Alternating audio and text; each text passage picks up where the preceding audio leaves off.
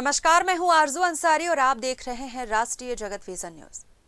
छत्तीसगढ़ के बहुचर्चित शराब घोटाले से जुड़े मामले में आज बड़ा मोड़ आ सकता है।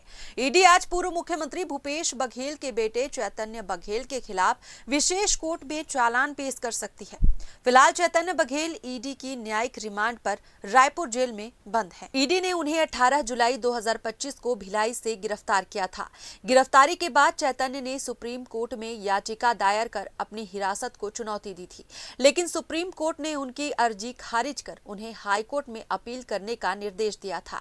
इसके बाद चैतन्य ने हाईकोर्ट में याचिका दायर की, जिसमें दावा किया गया है कि उनकी गिरफ्तारी गैर कानूनी है और ईडी ने आवश्यक कानूनी प्रक्रियाओं का पालन नहीं किया।